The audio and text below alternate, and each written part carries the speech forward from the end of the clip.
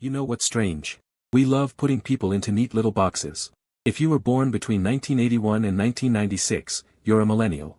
If you were born between 1997 and 2012, society has decided you are Generation Z. But if you were born somewhere in that messy middle, say, between 1995 and 2002, you probably know a secret that researchers don't like to talk about. You don't feel like Gen Z. At all. When you look at the hyper-ironic humor, the endless TikTok trends, and the culture of kids who have literally never known a world without an iPad, you feel like an alien.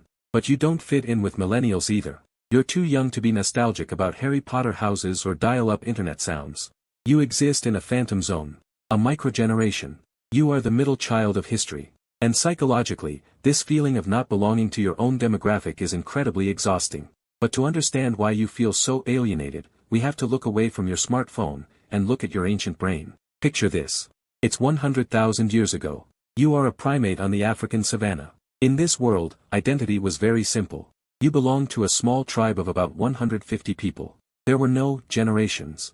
There were the elders, the hunters, and the children. Transitions were clear. Rites of passage were physical. You knew exactly who you were and where you belonged. Your brain evolved to find extreme comfort in clear tribal categorization.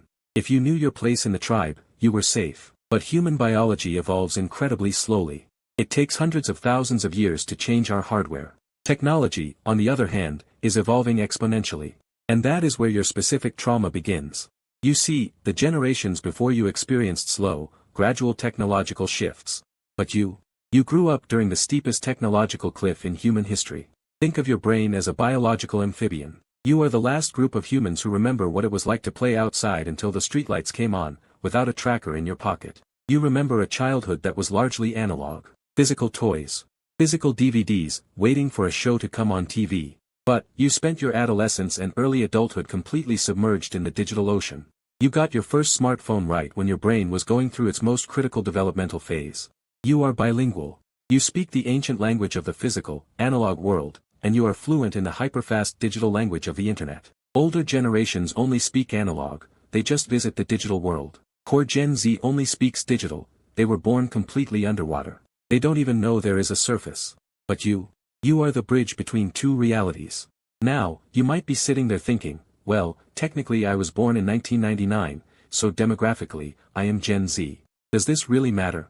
Yes, it matters profoundly. Because biology and psychology do not care about a line drawn on a calendar by a marketing executive. Psychologists call this feeling liminality, the state of being in between, of occupying a threshold. When you are in a liminal state, your primate brain constantly feels a low-level anxiety. It's that tribal instinct misfiring. Your brain is scanning the environment saying, wait, these younger kids don't act like me. The older people don't understand me. I don't have a tribe. Am I in danger? This is why you feel a strange exhaustion when you look at current internet culture. It's not that you don't understand the memes or the slang. You understand it perfectly.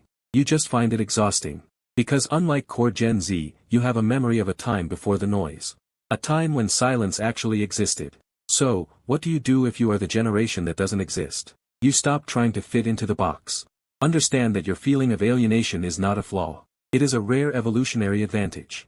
You have the emotional grounding of the pre-social media era, combined with the technological fluency of the future. You don't need to try and keep up with the hyper-accelerated trends of Gen Z. And you don't need to adopt the rigid structures of the generations before you.